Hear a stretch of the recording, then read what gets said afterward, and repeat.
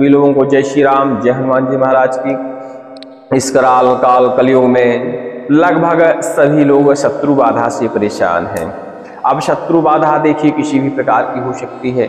भूत प्रेत बाधा भी शत्रु बाधा ही मानी जाती है, तंत्र बाधा भी शत्रु बाधा मानी जाती है, टोने टोटके का प्रहार भी शत्रु बाधा मानी जाती है, और आमने सामने जो वार किए जाते हैं उसके विषय में तो आप जानते ही होंगे।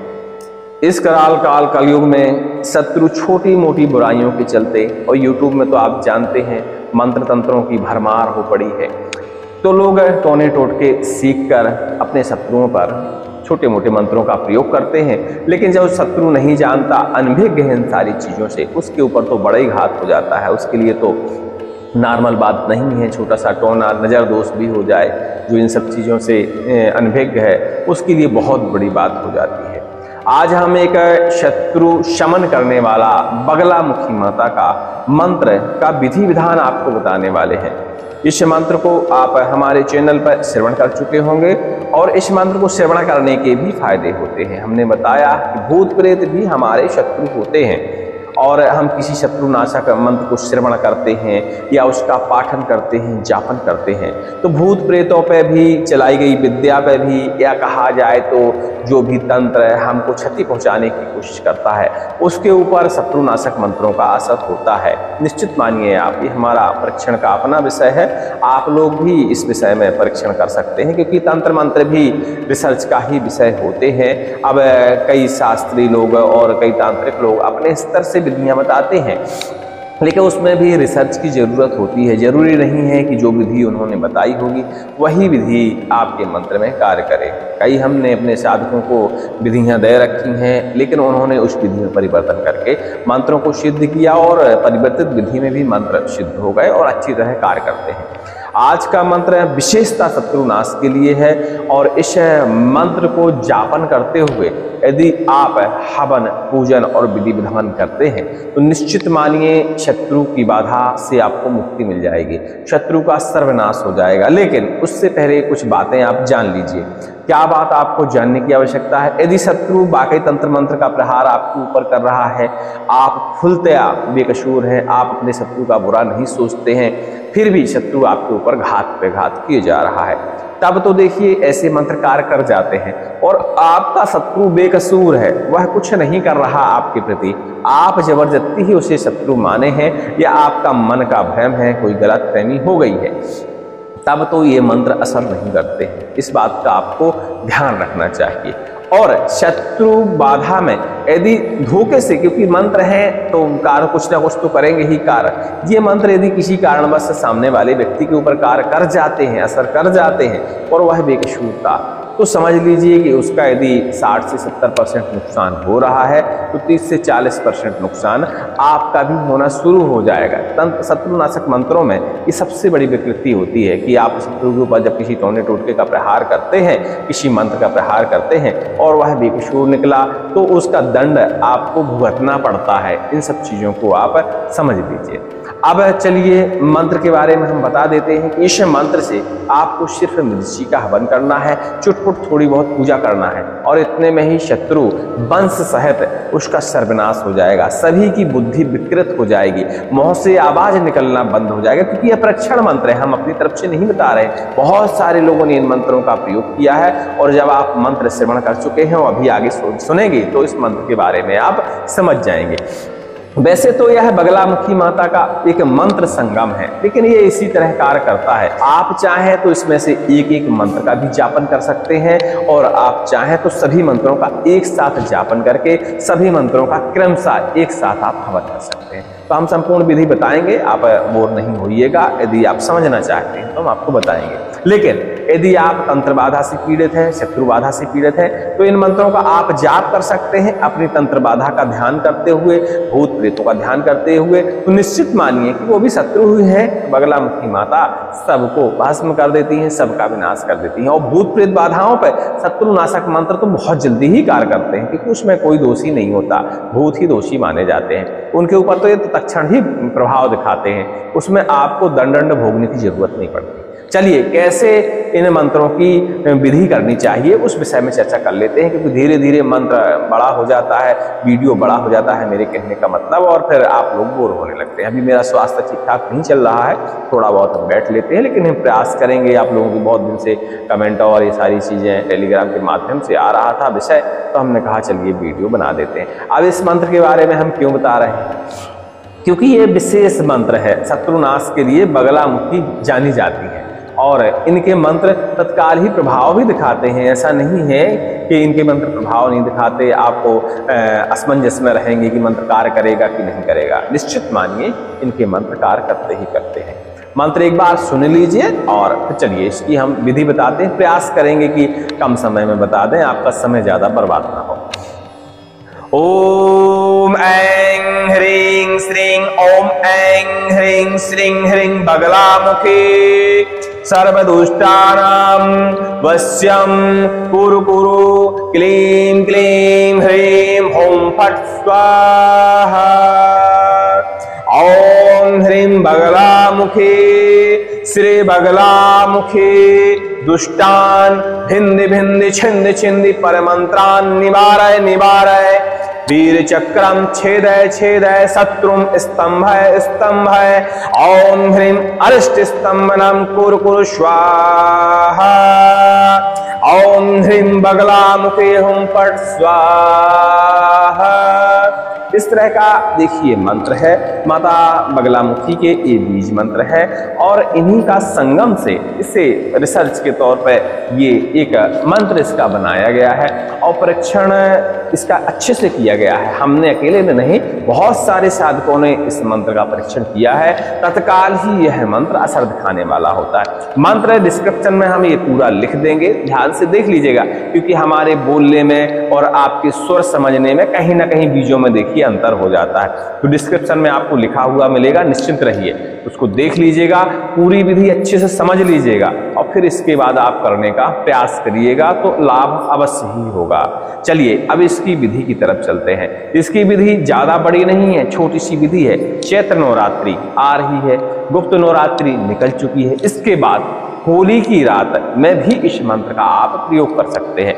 ये सारे समय यदि किसी कारणवश निकल जाते हैं तो अमावस्या की रात्रि में भी इस मंत्र का प्रयोग किया जाता है, लेकिन अमावस्या की रात्रि में इस मंत्र का जो असर है वो आप मान लीजिए कि 50-60% हो जाता है, लेकिन नवरात्रि में इस मंत्र की आप साधना करते हैं या ग्रहण काल में करते हैं तो इसका 100 में से 100% आपको रिजल्ट देखने को मिलता है।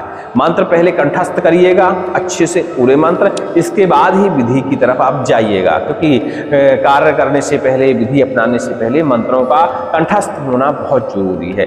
और अच्छे से ध्यान से समझिएगा, मंत्र में त्रुटि नहीं होनी चाहिए, क्योंकि इन मंत्रों में त्रुटि की गुंजाइश नहीं होती है। चलिए, माता बगलामुखी का चित्र सभी जगह आजकल मिल जाता है, तो माता बगलामुखी का आप चित्र ला लीजिए।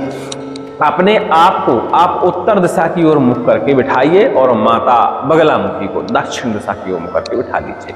आसन का इंतजाम आप कर लीजिए, प्रयास करिए कि कुशा का आसन हो, नहीं पीले कपड़े का आसन चलेगा। वस्त्र आप स्वयं पीले धारण करें और माता जी के भी वस्त्र पीले धारण करवाएं, और जिस पटा पे आप माता जी को विराजमान करवा रहे हैं उसके ऊपर भी पीला कपड़ा आप बिछाएं।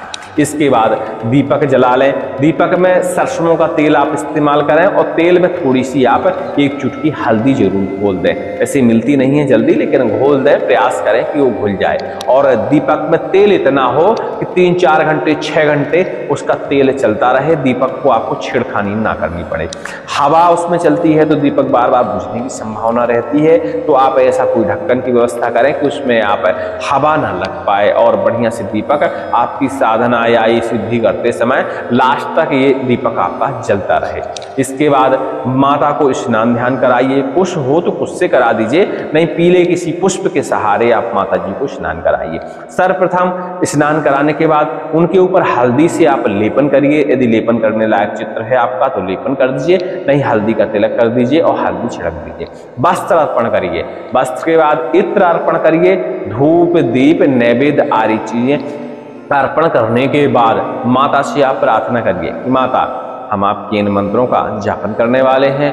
हम इन मंत्रों में इतनी शक्ति दे दें कि यदि हमारा शत्रु हमारे ऊपर घात कर रहा है, जरूरी नहीं है जिंदा शत्रु, कोई भी शत्रु, भूत प्रेत भी शत्रु होते हैं, चलाई गई विद्या भी शत्रु होती है, मरण मूठ भी हमारे शत्रु होते हैं। तो ऐसा जरूरी नहीं है कि आप जिंदा शत्रु के लिए इस मंत्र का प्रयोग करें। आप इन सारी बाधाओं को हरण करने के लिए भी इस मंत्र का आप प्रयोग कर सकते हैं। तो उसके लिए भी विधि आप इसी तरह अपना सकते हैं। वो आपके मन की सोच के ऊपर निर्भर करता है कि आप इस मंत्र का प्रयोग किसके लिए कर रहे हैं। तो आप अपना विचार कर लीजिएगा, उसी क्षण स्मरण करिएगा, वो सारी चीजें माता के सामने व्यक्त करिएगा। इसके बाद आप आसन ग्रहण करिएगा। आसन का शॉर्टकट में पूजन करिएगा। आसन के पूजन में ज्यादा बुनियाद नहीं लगती है। थोड़ा सा स्नान करा दीजिए पुष्प के सहारे, आसन को तिलक कर दीजिए, उसका तिलक चंदन कर दीजिए, थोड़ा सा धूप दीप नैवेद्य वहीं बाजू में रख दीजिए और उसके बाद आसन पे आप बैठ जाइए। माला का पूजन करिए। माला हल्दी की ले लीजिए तो अति उत्तम है। और जब हल्दी की माला आप नहीं बना पा रहे हैं और बाजार में भी आपको हल्दी की माला नहीं मिल रही है तो रुद्राक्ष की माला आप ले लीजिए और माला से इन मंत्रों का आप जाप करिए। कितना जाप करिए? कम से कम देखो भैया, अब शत्रु बाधा से मुक्ति पानी है तो थोड़ा सा कष्ट उठाना पड़ेगा आपको। ये थोड़ी है कि 5 मिनट में ही आपका कार्य हो जाएगा, कुछ ना कुछ चीजें देखो झेलनी पड़ेगी आपको। तो आप इसकी 21 माला जाप करिए और प्रयास करिए कि एक ही रात में ये सारी चीजें संपन्न हो जाएं। लेकिन आपको ऐसी संभावना है कि इसमें आपको समय लग सकता है, तो आप आधा दिन और आधी रात ले सकते हैं या एक रात आधा दिन ले सकते हैं। शुरुआत कर लीजिए आप शाम के 6 बजे से और सुबह तक के चलता रहेगा तो 21 माला आपकी आसानी से पूरी हो जाती हैं। बीच में यदि आप थक जाते हैं और उठने का मन करता है तो प्रयास करिए कि उठना ना पड़े, व्रत रह लीजिए आप उस दिन और हल्का हल्का चम्मच चम्मच पानी लेते रहिए तो शरीर में कमजोरी नहीं आएगी, लघु संख्याएं नहीं लगेंगी। लेकिन अब विशेष यदि दिक्कत है कि आपको लघु संख्या लगाई जाती है तो ऐसा कोई सहायक आप अपने बाजू में बिठाइए कि जब आप उठें अपने आसन से तो वह उस आसन पे बाजू में एक आसन और डाल दीजिए, चाहे उसी आसन पे लंबा आसन रखिए तो उसी आसन पर वह बैठकर इसकी माला कंटिन्यू रखिए। फिर आप जाइए, लघु संख्या वगैरह कर लीजिए, स्नान ध्यान से निवृत्त होकर फिर पुनः बैठिए, पुनः आप उसकी माला को आगे बढ़ा सकते हैं। ठीक है, ऐसा है विधान इसमें, ऐसा नहीं है कि वैसे बैठे तो बैठे, लेकिन ज्यादा नहीं उठना चाहिए। 1-2 बार देखिए इमरजेंसी होती है तो आप उठ सकते हैं, कोई दिक्कत नहीं है और माला अपनी जारी रखी। लेकिन करिए कंटिन्यू, ऐसा नहीं होगा कि आज आधी आपने आज करी आधी आपने परसों करी, उसमें लाभ नहीं होगा। बस एक क्रमशः करिए, मतलब आपका दीपक तब तक जलना चाहिए, शुरू से अंत तक जलते रहना चाहिए जब तक आपकी विधि संपूर्ण नहीं हो जाती। इसके बाद आपकी 21 माला का आप जप संपूर्ण हो जाता है तो आप एक हवन कुंड बना लीजिए। जगह देखिए कि आपके पास पूरी खुली होनी चाहिए, बंद जगह नहीं होनी चाहिए। ठीक है, हवन जब आप करें और या कोशिश करें कि ये सारी क्रियाएं इतनी खुली जगह में करें। घर से बाहर भी कर सकते हैं, छत के ऊपर भी कर सकते हैं, यदि गर्मियों का सीजन चल रहा है, ठंडी ज़्यादा नहीं है तो आप वहाँ भी कर सकते हैं। और घरों के अंदर कर रहे हैं तो खिड़की दरवाजे पर्याप्त आने जाने के लिए हवा, ये सारी व्यवस्थाएं आप पहले से सोच विचार कर आप करिएगा। अब मिर्ची चाहिए इसके हवन के लिए तो आप देख लीजिए 108 लाल मिर्ची अच्छी तीखी वाली आप ला लीजिए, डंठल सहित लाइएगा और डंठल सहित मिर्ची लाके उसको सरसों के तेल में, 1 कटोरा तेल में भिंगा भिंगा के आप रख लीजिएगा। और इसके बाद थोड़ी सी हवन सामग्री, घी हो गई, संविदा के लिए पलाश की लकड़ी, नीम की लकड़ी, बरगद की लकड़ी, पीपल की लकड़ी, आक यानी मदार की लकड़ी, ये सारी आप व्यवस्थाएं आप कर लीजिएगा। ऊमर की लकड़ी यदि आपको मिलती है तो अति उत्तम मानी जाती है। चंदन की लकड़ी का भी इसमें आप प्रयोग कर सकते हैं। लेकिन यदि शत्रु ज्यादा घातक है, शत्रु तंत्र ज्ञानी भी हो सकता है, यदि ऐसी आपको शंका है कि शत्रु तंत्र ज्ञानी है तो कलेश्वर की लकड़ी हवन सामग्री में जरूर प्रयोग करिए। कलेश्वर बुंदेलखंड में मिल जाती है, विषनाशक एक औषधि है, जंगलों में होती है और खासकर सर्प का विषहरण करने के लिए इस औषधि का प्रयोग किया जाता है। कलेश्वर और साधारण कलेश्वर और काली कलेश्वर 2 प्रकार की होती हैं। पंसारियों के यहाँ भी ये मिल जाती हैं, बहुत कड़वी लगती है, इसके डंठल से लेके पत्ते से लेकिन बहुत सारी चीजें इसकी कड़वी रहती हैं। तो आप कलेश्वर की लकड़ी का भी इंतजाम कर लीजिए। यदि है तो, नहीं है तो कोई बात नहीं, इतने में ही आप काम चला सकते हैं। इसके बाद हवन कुंड का आप पूजन करिए। उसका विधि विधान से पूजन कैसे किया जाता है तो पंचोपचार देखिए, सबको तो नहीं आता है तो पंचोपचार से ना करिए, साधारण विधि से करिए।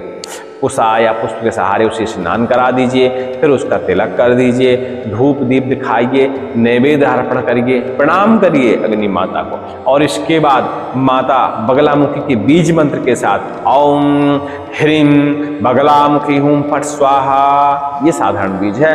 ओम ह्रीं बगलामुखी हूं फट स्वाहा, ह्रीं और ह्रीं में थोड़ा सा अंतर है। दोनों में से आप किसी भी बीज मंत्र के सहारे आप आहुतियां दे सकते हैं। जैसे 21 आहुतियां देनी है आपको, इक्यावन देनी है, वो तो आपके समय के अनुसार तय करनी है। थोड़ी बहुत आहुतियां शुरू में आप दे दीजिए। इसके बाद अपने पितरों की आहुतियां दे दीजिए, कुलिष्टों की आहुतियां दे दीजिए। जो जो आप देवी देवताओं के नाम जानते हैं उन्हीं का नाम ले लेकर उसमें आप आहुतियां डाल दीजिए। ग्राम की, खेरे की, जो भी आसपास क्षेत्र में देवी देवता हो उनकी आहुतियां आप डाल दीजिए। उसके बाद आप इस मंत्र की 108 आहुतियां डालिए साधारण हवन सामग्री और घी के साथ, जो कि मंत्र हम आपको पहले श्रवण करा चुके हैं। एक बार और कर लीजिए। ओम ऐं ह्रीं श्रीं ओम ऐं ह्रीं श्रीं ह्रीं बगलामुखी सर्वदुष्टानां वश्यं कुरु कुरु क्लीं क्लीं ह्रीं हों फट् स्वाहा। ओम ह्रीं बगलामुखी श्री बगलामुखी दुष्टान् भिन्दि भिन्दि छिन्दि छिन्दि परमंत्रान् निवारय निवारय वीर चक्रम छेदय छेदय शत्रुं स्तंभय स्तंभय। ओम ह्रीं अरिष्ट स्तंभनं कुरु कुरु। ओम ह्रीं बगलामुखी हों फट् स्वाहा। इस मंत्र में ही शब्द हैं वो, जिससे पता चल जाता है आपको कि यह मंत्र क्या क्या कार्य करने वाला है। तो इसकी आप 100 आहुतियां आप अग्नि में प्रथम डाल दें। इसके बाद मिर्ची हमने मंगाई थी, तो मिर्ची आप ले लीजिए और मिर्ची के साथ थोड़ी थोड़ी हवन सामग्री, इसकी 108 बार आहुतियां और डालिए सेम मंत्र पढ़ते हुए। ये निश्चित मानिए किसी प्रकार का तंत्र बाधा होगा आपके ऊपर, किसी प्रकार की चलाई गई बाधा होगी तो वो तो भस्म ही हो जाएगी। आपको और किसी तंत्र मंत्र के पीछे भटकने की जरूरत नहीं पड़ेगी और तत्काल ही आपको इसके लक्षण नजर आने लगेंगे। आपको लगेगा कि हमारा घर बाधाओं से मुक्ति पा गया, क्योंकि यह मंत्र सर्वगुण संपन्न मंत्र है और माता बगलामुखी शत्रु नाश के लिए जानी जाती है। तंत्र मंत्र, टोने टोटके, भूत प्रेत, ये सभी भी हमारे शत्रु होते हैं। वो तो लोग विचार गलत रखते हैं कि चलो शत्रु का विनाश कर देते हैं इन मंत्रों से, लेकिन इन मंत्रों से परोपकार भी अच्छा हो जाता है और हमारी व्याधियां भी समाप्त हो जाती है। तो मिर्ची का हवन करिए, प्रति मिर्ची के साथ मंत्र को बोलिए और मिर्ची के साथ थोड़ी थोड़ी हवन सामग्री घी लेते जाइए और अग्नि में आप डालते जाइए। ठीक है, इतना ही करना होता है और यह मंत्र अपना हवन संपूर्ण होते होते असर अपना दिखाना शुरू कर देता है। चाहे शत्रु हो चाहे तंत्र बाधा हो, दोनों पे यह बराबर कार्य करता है, लेकिन तंत्र बाधा पे जरूरत से ज्यादा कार्य करता है, मतलब खत्म ही कर देता है। इसके बाद जब आपका हवन संपूर्ण हो जाए तो आप हवन के चारों तरफ जल घुमा दीजिए, प्रार्थना करिए माता रानी से और इसके बाद प्रयास करिए माता का धूप दीप से आप आरती कर सकें, लौंग कपूर से आप आरती कर सकें और फिर से नैवेद्य वगैरह अर्पण करने के बाद और कोशिश ये करिए कि पाप के भागी ना बने, तो तंत्र मंत्र बाधाओं को हरण करने के लिए इस मंत्र का प्रयोग करिए और बढ़िया प्रार्थना करिए। ठीक है, इतने में ही इसकी विधि संपूर्ण होती है। आसन पर उठने से पहले आसन के नीचे थोड़ा सा जल का छिड़काव करें। आसन के नीचे एक कोना उठा लीजिएगा और वहां से थोड़ी सी मिट्टी या जो भी जमीन है, नहीं है तो फर्श है, वहीं पर उंगली अपनी टच करने के बाद थोड़ा सा आप तिलक कर लीजिएगा उसी जल का और बस आपकी विधि संपूर्ण हो गई। अधिक जानकारी के लिए टेलीग्राम में संपर्क कर लीजिएगा, तो हम प्रयास करेंगे कि इस विधि के बारे में और कुछ जानकारी दे दें, क्योंकि बताने में थोड़ा कहीं कहीं तो चूक हो ही जाती है। आप भी समझदार हैं, तो जब आप पूछेंगे कि कोई चीज़ आपको समझ में नहीं आई तो हमें याद आ जाएगा और वो चीज़ हम बता देंगे। तो इस मंत्र का प्रयोग करने से पहले आप सलाह अवश्य ले लीजिएगा और प्रयास करिएगा कि भूत प्रेत का हरण करना है और आप मंत्र ज्ञानी नहीं है, थोड़ा बहुत भी तंत्र मंत्र के बारे में नहीं जानते, तो यह विधि आप किसी उचित ब्राह्मण से भी करवा सकते हैं तंत्र मंत्र बाधा के नाश करने के लिए। ठीक है, सभी को जय श्री राम, जय हनुमान जी महाराज की जय। बगला